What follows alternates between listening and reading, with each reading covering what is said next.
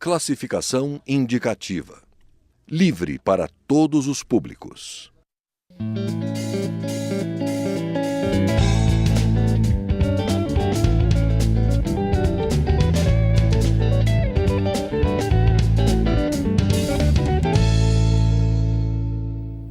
Com exceção do Distrito Federal, todo o país terá eleições municipais neste ano. Mas se depender da deputada Renata Abreu, do PTN de São Paulo, os brasileiros também poderão escolher novos presidente e vice-presidente da República. A parlamentar é autora de uma proposta de emenda à Constituição neste sentido. E é com ela que a gente conversa a partir de agora, aqui no Palavra Aberta. Deputada, escolher esse ano novos presidente e vice seria uma solução para esse momento político tão delicado que a gente está vivendo? Olha, eu sempre tenho dito muito a questão da crise de representatividade que a gente está vivendo no Brasil, né? E isso não é só no Brasil, é no mundo inteiro. Hoje acontece um grande distanciamento da sociedade com a classe política. Um sistema político representativo que, no meu ver, está falido. E devolver a quem é de direito o poder de decisão é muito justo num momento como o Brasil vive hoje. Então, tem uma instabilidade política no país que um simples impeachment não vai resolver. Nós precisamos devolver a legitimidade do poder para o povo. Então, eu acho que uma eleição direta nesse momento, junto com as eleições municipais de 2016, daria mais legitimidade para o novo governante e governabilidade para o país. Então, eu acho que todo o nosso partido está trabalhando nesse sentido. Essa PEC não é só de minha autoria, mas de toda a bancada. E eu acho que é uma solução para amenizar um pouquinho a população, né?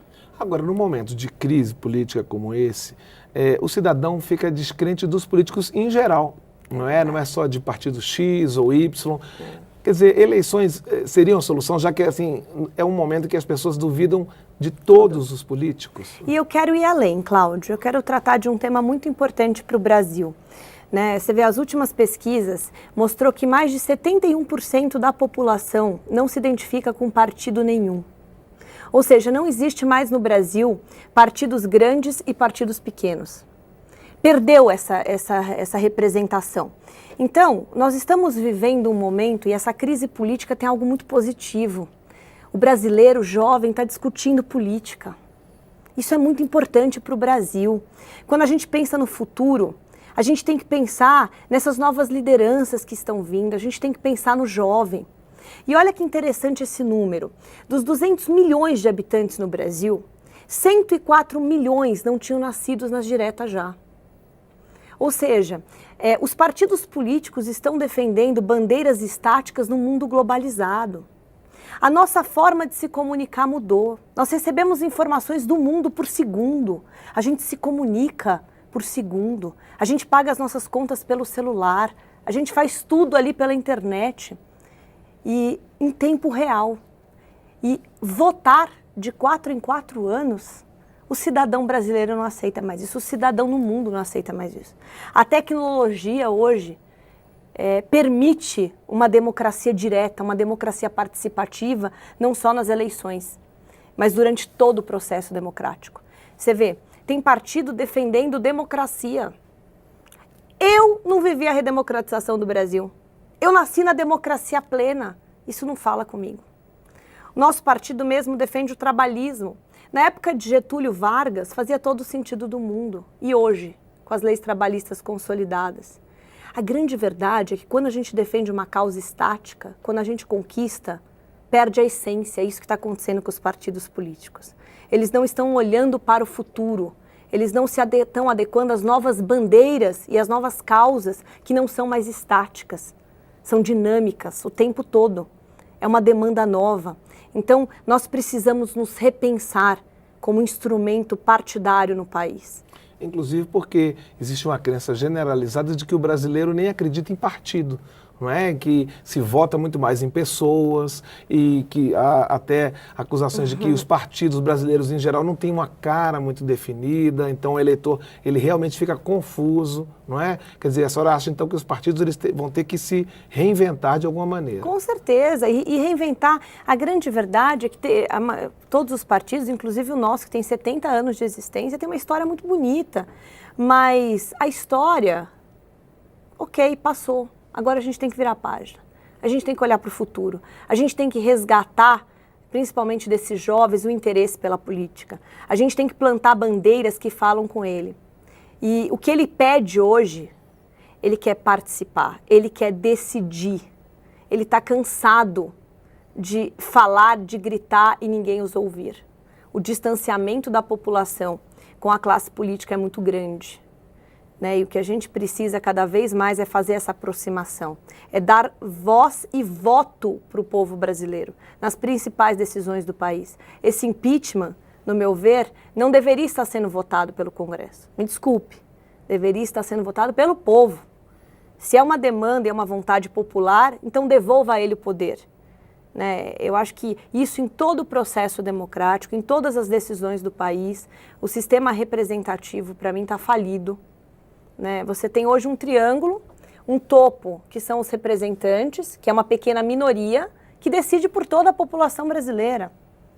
E é claro que a pressão do governo, que o poderio econômico que os colocou ali, influencia demais na decisão dele e distancia a decisão dele da decisão do povo. Então a democracia direta é a democracia do futuro. A direta já foi um primeiro passo, nós conquistamos a democracia. Mas a democracia não é um sistema estático, ele está em constante evolução. E o futuro da democracia é a participação direta, como acontecia na Grécia Antiga. Como viabilizar isso, né? Que a senhora falou mesmo, 200 milhões de pessoas, cento e tantos milhões de pessoas votando, eleições municipais, depois eleições gerais. Como viabilizar na prática um sistema eleitoral diferente para aumentar essa participação, aproximar o cidadão das pessoas que ele quer eleger? Hoje é um processo e acho que a tecnologia permite isso. Então, eu sou autora, inclusive, de uma PEC para garantir, colocar como garantia fundamental na Constituição Federal o acesso à internet.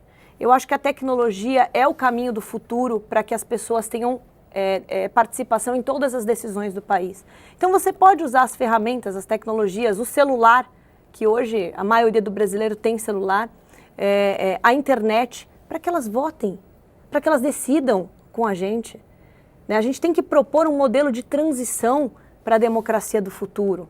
Eles têm que ter o direito de orientar uma bancada.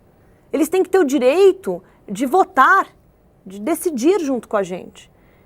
Então, hoje a tecnologia permite isso. Você vê aqui mesmo na Câmara, tem um laboratório hacker com ferramentas de edição compartilhada de projetos de lei, maravilhoso, que poucos parlamentares usam, que as pessoas podem ajudar na elaboração do relatório de um parlamentar.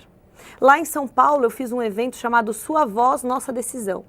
Então eu peguei 3 projetos de lei que eu sou relatora, polêmicos. Um era castração química de estuprador, o outro era a exigência do BO para aborto legal, que eu sou titular somente na comissão, e vagões exclusivos para as mulheres no metrô. E chamei os técnicos para dar parecer técnico, um médico, uma delegada, e coloquei para o povo discutir e decidir o meu relatório. É direito deles. Então nós temos obrigação, como classe política, de resgatar o interesse do cidadão pela política. E ele só vai fazer isso quando ele vê que a participação dele tem resultado. Deputada, a senhora tem uma proximidade muito grande com o público jovem, porque a senhora tem um blog, né? A senhora falou de internet, laboratório hacker. Como é que a senhora vê o jovem nesse momento de crise política? Ele está desesperançoso? Ele vislumbra um futuro para esse país? Que futuro que o eleitor jovem vê nesse momento?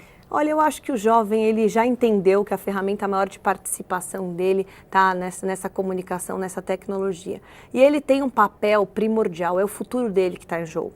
Ele tem que participar. Né? E tem que tomar muito cuidado também para a gente não criar uma cultura de ódio no Brasil. Pois é, né? porque tudo está muito polarizado hoje em dia. Então, né? O que eu sempre já vim aqui no Palavra Aberta falar da educação política dos nossos cidadãos é muito importante. O jovem ele tem que criticar, mas tem que criticar com educação, com discernimento. Né? Essa semana mesmo eu fui bombardeada porque, de forma errônea, divulgaram o meu voto, nesse caso, contra o impeachment, eu sou favorável ao impeachment.